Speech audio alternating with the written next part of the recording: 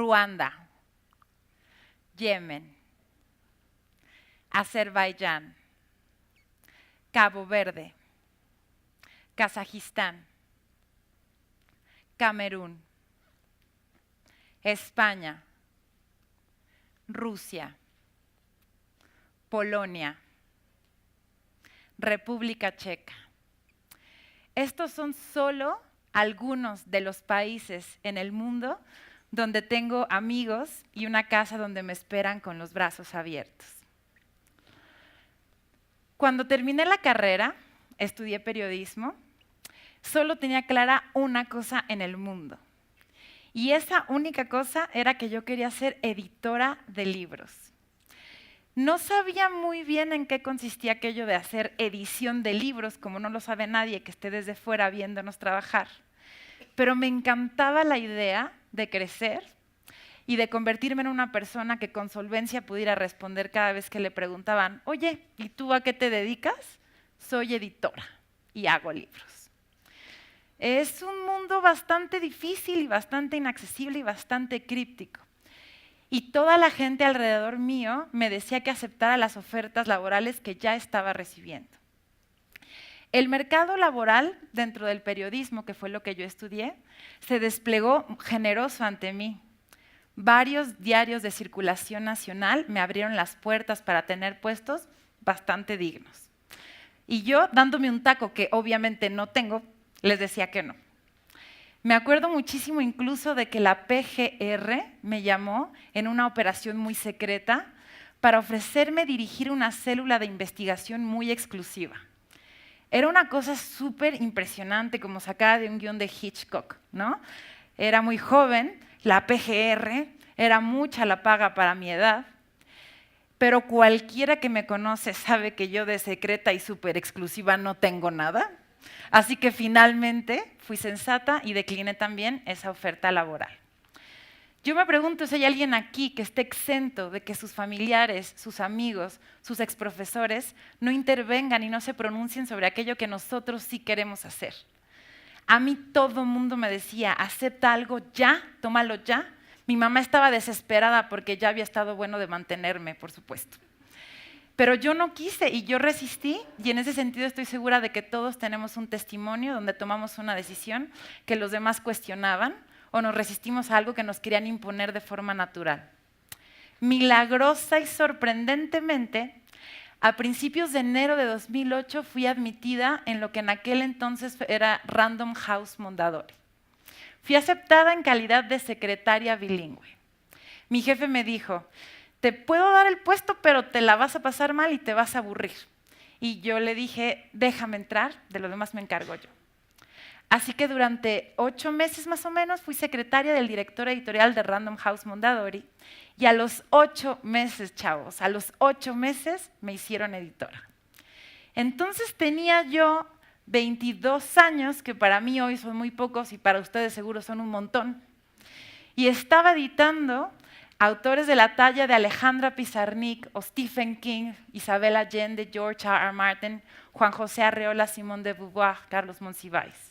Estaba ahí, tenía 23 años, estaba haciendo lo que más me gustaba en el mundo, pero algo me faltaba y de pronto me entró, ¿no?, esta sensación de que no era posible que yo estuviera publicando estos libros que hablaban de universos increíbles a los que yo nunca había tenido acceso. Entonces decidí también que quería irme al extranjero. No tenía el dinero para hacerlo, no tenía los medios para hacerlo, pero tenía muchas ganas y eso en muchos casos es muy, muy, muy importante, quizás más que el resto de los factores. Me puse a buscar en internet y también di con algo que se parecía bastante a lo que yo tenía en mi cabeza. Se llamaba Master of Arts in Euroculture. Y era un programa que además de convertirte en un experto en la política, la sociedad y la economía de la Unión Europea, te permitía estar en 3 universidades increíbles alrededor del mundo. La primera era la Universidad de Deusto, en Bilbao, en el País Vasco. La segunda era la Universidad de Groningen, en Holanda. Y la tercera universidad era la Universidad Jagiellonica de Cracovia, en Polonia. Y aquí me permito una licencia creativa, y voy a abrir un paréntesis que no tiene mucho que ver con esto, Y les cuento que en mi familia es bien sabido que mi padre era un hombre misterioso de ascendencia polaca, cuyos padres, a quienes les presento, emigraron desde la tierra de Israel al exótico país de México hace ya la friolera de casi 100 años. Entonces, pensaba yo, si me dan esta beca, además de hacer mi sueño realidad, quizás pueda conectar con mis raíces. Fui tan ingenua que incluso pensé que aprendería polaco. Imagínense. Así estaba yo cuando en 2009 recibí la mejor noticia del mundo. Fui aceptada para el Master of Arts in Euroculture. Este es el correo que me mandaron en aquel entonces y yo trabajaba en una covachita ahí debajo de 7 cajas y grité tan fuerte en la oficina que mi jefe, que es un español adorado, fue a decirme, ¿pero qué coño te pasa? ¿no? Presenté mi renuncia y no solo en ese momento estaba renunciando al trabajo de mis sueños, habiendo logrado meterme a un universo que era críptico, que era inaccesible, que era duro, sino que en ese momento me ofrecían triplicarme el sueldo para que me quedara. A pesar de eso, yo decidí que me iba. Una vez habiendo presentado mi renuncia, ¿qué es lo que yo pensaba que pasaría en este viaje? Pensaba básicamente 3 o 4 cosas. La primera era que me iba a convertir en una experta en la Unión Europea. Teniendo la certeza de que viviría en España, pensaba que me iba a convertir en una experta en todas las convulsiones internas, cuanto más estando en el País Vasco, observando lo que ocurría en Cataluña, entendiendo toda la política esta que está todo el tiempo revolviéndose en España, que es súper interesante, y es un país que nos resulta tan cercano. La segunda cosa que pensé es que me iba a convertir en una experta en todo lo relacionado con Polonia y, por supuesto, que hablaría polaco. La tercera cosa que se me ocurrió fue que quizás, al haberme desprendido de este mundo que es tan pequeño, tendría que renunciar a mi pasión en aras de lo desconocido. Quizás tendría que cambiar de rumbo profesional y me parecía que era un precio justo por vivir una aventura tan emocionante. Y lo último que esperaba, que es lo que quizás esperaba con mucha fruición también, era reencontrarme con mis raíces. ¿Qué fue lo que ocurrió?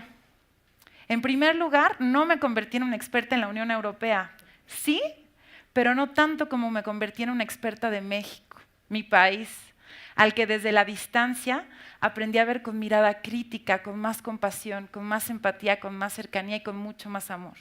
Nunca, como estando lejos, valoras más lo que tienes aquí y aprendes a entender desde fuera lo que la gente piensa de México y lo que México representa en el mundo, que, chavos, no es poca cosa, ¿no? En segundo lugar, evidentemente no aprendí polaco y mucho menos me reencontré con mis raíces, pero descubrí cosas que hoy no tienen precio y que efectivamente cambiaron mi vida.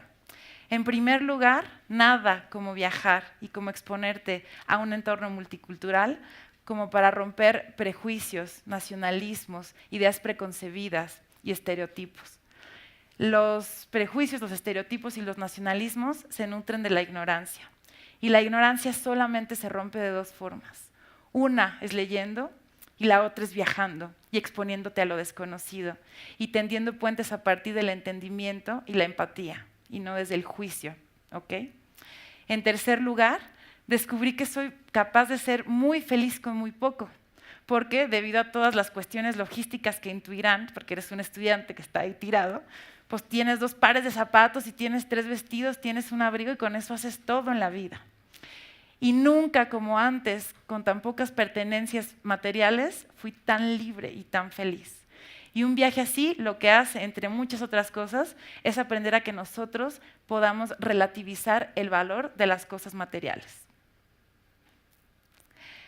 Esta es una gráfica para ilustrar lo que les decía, que es, en realidad las expectativas casi nunca se parecen a la realidad. Y eso fue lo que pasó en mi caso, y agradezco enormemente que se hayan distanciado tanto los hechos reales de los que yo tenía pensados antes de irme.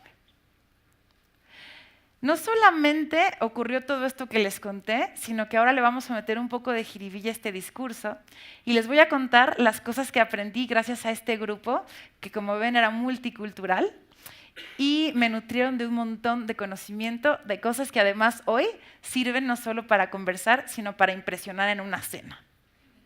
Entonces, por ejemplo, aprendí que en Irak la mayoría de los matrimonios es entre primos, primeros o segundos. También aprendí que la mayoría de los ingleses y de los irlandeses descienden de iraquíes que eran campesinos y que emigraron a esa zona hace muchísimos años. Entonces, si hoy analizamos el discurso cosmopolita y global de lo que ocurre en aquellos territorios, te das cuenta de que hay muchas más vueltas que darle de las que pensamos. En Irak está prohibido comer con la mano izquierda, porque en esos países la mano izquierda es sucia y es indigna. Así que si quieres comer tiene que ser con la mano derecha.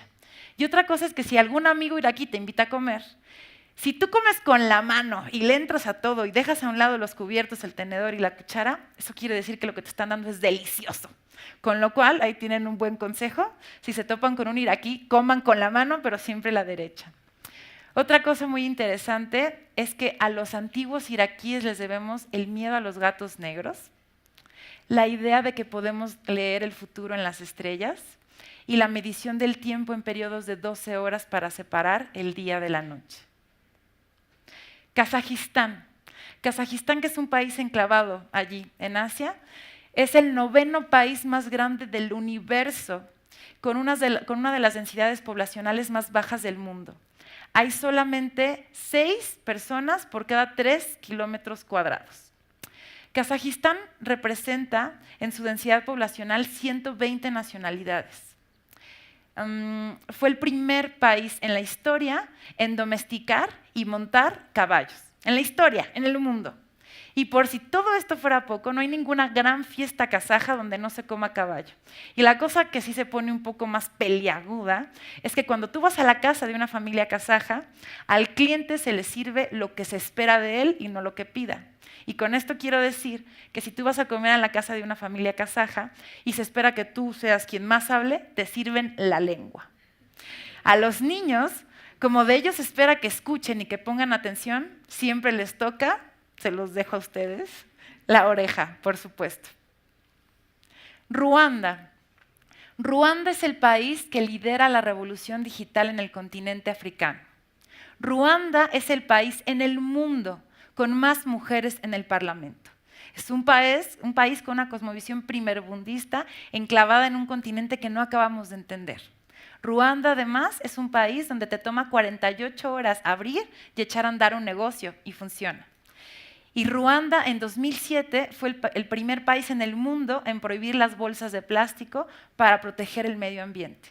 A que nadie aquí sabía la importancia que tiene Ruanda quedándonos tan lejos. Azerbaiyán. Azerbaiyán, que es un país del que quizás no habíamos escuchado más allá de nuestras clases de geografía. Azerbaiyán es un país súper interesante donde se le rinde un culto muy particular, por ejemplo, a las alfombras. En Azerbaiyán existe un museo del tapete que es uno de los más grandes de todo el país. Allí, para saber si te vas a casar con la persona que te gusta o no, tienes que poner atención a la cantidad de azúcar en el té. Cuando dos familias se reúnen para pactar un matrimonio, tú te das cuenta de qué tan bien o de qué tan mal va tu negociación en función de qué tan dulce vaya quedando el té. Si el té está amargo, es que no te van a dar a la chica. Pero si el té está muy dulce, es que han decidido que tú eres el candidato idóneo para llevarse a la chava. En Azerbaiyán, además, no hay libertad de expresión. Es un país donde los diarios, la televisión y la voz pública está silenciada por la voz gubernamental. Yemen.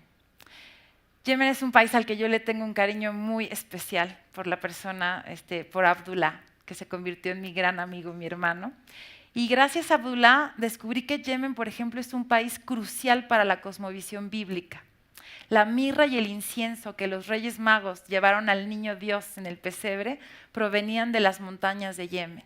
Y Noé se refería a Yemen como la tierra de la leche y la miel. Yemen es uno de los países más ortodoxos del Medio Oriente. La homosexualidad es castigada con la muerte y está prohibido tomarles fotos a las mujeres. Una boda yemení dura aproximadamente 21 días, para que se den una idea. Y el medio de transporte más popular es el taxi compartido. Todo el mundo sube y baja de los taxis compartidos. República Checa. República Checa está considerado el 6º país más seguro del mundo. La tasa de crímenes es inexistente. El Castillo de Praga, al que les deseo con todo mi corazón que puedan ir, que puedan visitar, que puedan estar ahí, es el castillo más grande de Europa con más de 700 habitaciones. En la República Checa, las marionetas y los títeres son una de las manifestaciones culturales más importantes del país. Eso es súper interesante cuando estás ahí y ves marionetas por todas partes. Y finalmente les diré algo que debiera confortarnos a todos, porque República Checa tiene el consumo de cerveza per cápita más alto del mundo, con lo cual no somos los mexicanos. En el terreno profesional, escribí una tesis sobre el precio fijo del libro, sobre las disparidades de las políticas culturales en cada uno de los países donde tuve la oportunidad de estar. Y yo que tenía tanto miedo de verme distanciada del mundo al que siempre quise pertenecer, que era el de los libros, escribí una tesis que me dotó de todas las bases teóricas de las que carecía, trabajando en un oficio que se aprende sobre la práctica. Así que gracias a la tesis de maestría que escribí, recibí una oferta para estudiar un doctorado en Inglaterra. Me becaban, me lo daban todo. No acepté el doctorado porque a mí me queman las manos y yo quería venir y trabajar, ponerme a trabajar. Pero gracias, por ejemplo, entre otras cosas, a la tesis, desde que volví a México, imparto cursos de edición de libros.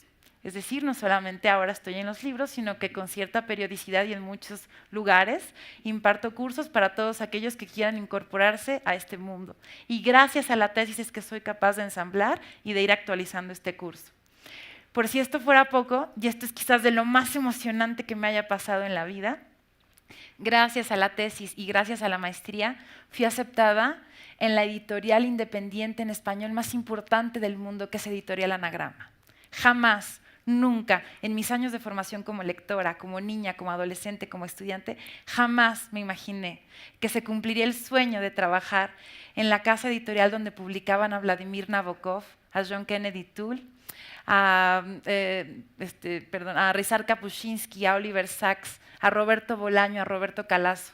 Los libros con los cuales yo me formé como lectora son aquellos con los que tuve contacto directo gracias a la posibilidad que me dio Erasmus Mundus con esta beca.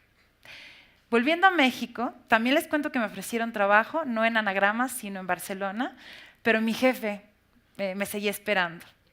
Así que regresé a México y hoy, a 7 años de haber vuelto, les cuento que dirijo un equipo de editores donde publicamos todos aquellos libros que siguen trasladándonos a esos mundos a los que finalmente pude tener acceso.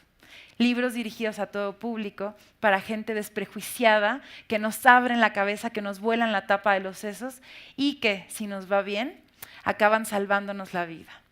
El consuelo de los editores es que quizás después de todo lo que hay antes, cuando se concibe la idea, cuando trabajas el libro, cuando lo publicas, ese libro llegue a las manos que estaban esperando exactamente esa historia o exactamente ese método para cambiar su vida. Finalmente, me gustaría compartirles una cita de Gustave Flaubert que dice que viajar es increíble porque nos demuestra cuán ínfimo es el lugar que ocupamos en el mundo. Y la humildad es quizás la mayor lección que nos ha dado esto. Por eso esta charla se llama A volar, joven. ¿Qué están esperando? El periodo de aplicación es ahora. Es increíble y sí se puede.